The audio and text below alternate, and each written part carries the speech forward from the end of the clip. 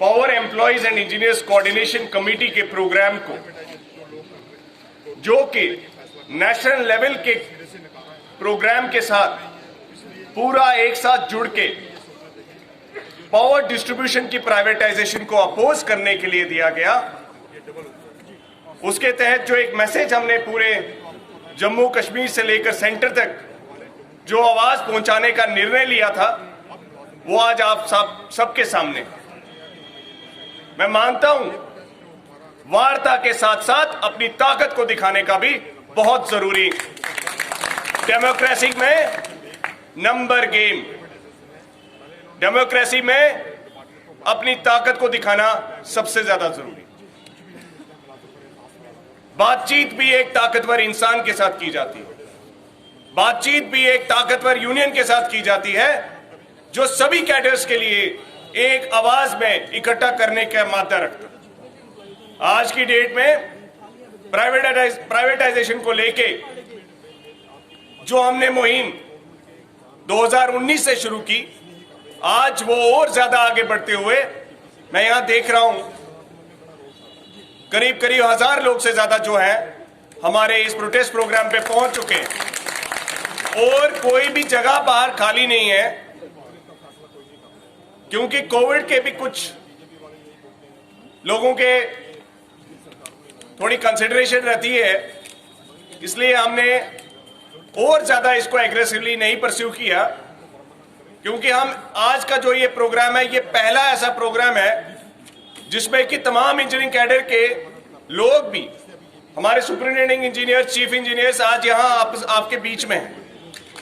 हमारे नीरज शर्मा जी वर्दी superintending engineer, इस चीज से आप समझ सकते हैं कि ये कितना बड़ा एक ड्रास्टिक चेंज है। हम सब लोगों के साथ, चाहे वो डेली वेजर क्यों ना हो, उसकी परेशानी, हमारे जो सीनियर ऑफिसर्स भी आज हैं, वो हमारे साथ एक साथ गवर्नमेंट को मैसेज देने के लिए यहां खड़े हैं। यहां आप सब लोगों के बीच में नारे भी लगा रहे हैं। हमारे senior executive engineers Padmadev Singh ji, हमारे उमेश शर्मा जी भी आ चुके हैं, हमारे और भी हमारे एग्जीक्यूटिव इंजीनियर्स, सब लोग यहां पे हमारे बीच में, एडब्ल्यू साहिबान, एईज संजीव रोमेत्रा साहब भी हमारे बीच आ चुके हैं। जो हमारे जो लोग हैं आज एक स्ट्रॉन्ग मैसेज जो है इस मंच से दे रहे हैं। ये आपने हमारे मुद्दों को एक आवाज बनने का एक जो प्रयास किया है, you have lent a very important voice to the last man on the ladder.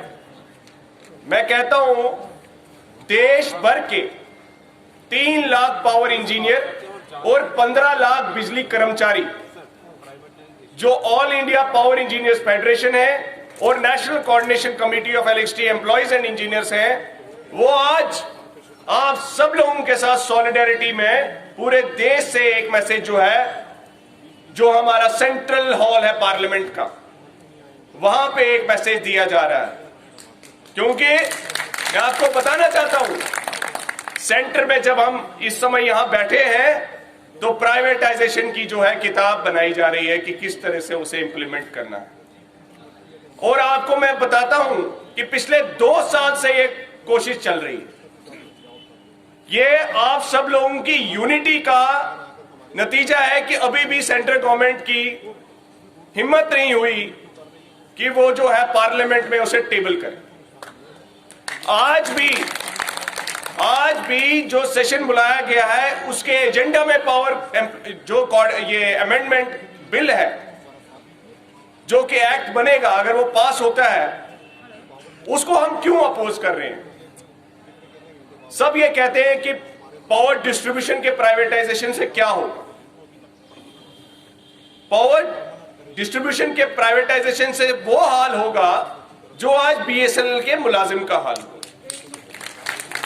जो आज एसआरटीसी का हाल हो, जो हमारी इंडियन ऑयल कॉर्पोरेशन को आज बेचने के लिए तैयार है, जो एक नवरत्न कंपनी थी, जो हमारी इस्पात कंपनी है, आज सुबह सुबह उसकी भी प्राइवेटाइजेशन की है।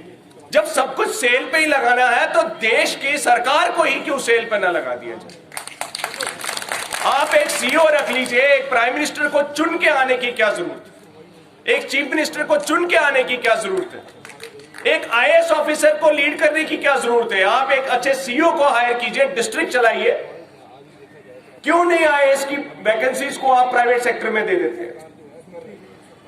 आप सिर्फ ब्यूरोक्रेसी, जो हमारे देश का स्टील का स्ट्रक्चर है, उसको सेफगार्ड कर, और उनको भी जब उनके नीचे ये सारे इदारे रहेंगे ही नहीं तो सरकार के पास वेलफेयर मेजर के लिए कुछ नहीं रहेगा। देखिए, बिजली, पानी और सड़क जो है, ये हमारी डेवलपमेंट के बेसिक बिल्डिंग ब्लॉक। अगर बिजली पानी को भी प्राइवेट इदारे के हाथ में दे दिया गया, आप सब भी एक कंज्यूमर है, सबसे पहले हम लोग कंज्यूमर भी है, एक कंज्यूमर, हम अपने राइट्स को लेके पूरे विजिलेंट हो।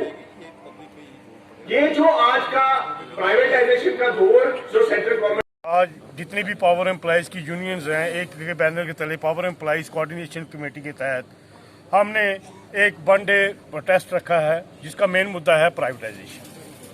जैसा कि आपको मालूम ही है कि आए दिन सरकार कोई ना कोई जुमला छोड़ देती है।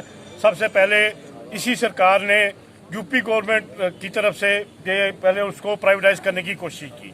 तब ऑल इंडिया लेवल पे जितनी भी हमारी पावर सेक्टर की यूनियंस थी, सभी ने एकजुटता दिखाई, सभी ने अपने अपने हेडक्वार्टर्स में प्रोटेस्ट किया और सरकार को अपने उस प्राइवेटाइजेशन की मांग को यूपी में इम्प्लीमेंट करने से उनको पीछे हटना पड़ा।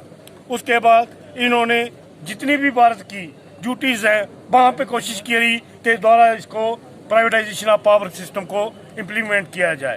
पहले उन्होंने चंडीगढ़ से शुरुआत की, जब हमारे जितने भी पावर के एम्प्लॉयज हैं ऑल इंडिया लेवल पे, JNK में भी इसका पुरजोर हमने विरोध किया और कई प्रोटेस्ट व रैलीज निकाली गई।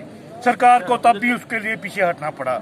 लेकिन अभी जो नया बजट आया है उसके तहत ये देखा गया है कि इन्होंने ऑल इंडिया लेवल पे द्वारा प्राइवेटाइजेशन करने की पावर सेक्टर को द्वारा उसमें अपनी मंशा जाहिर की है। हमारी JNK की जितनी भी पावर जूनियर्स थी, सभी ने इकट्ठे हुए।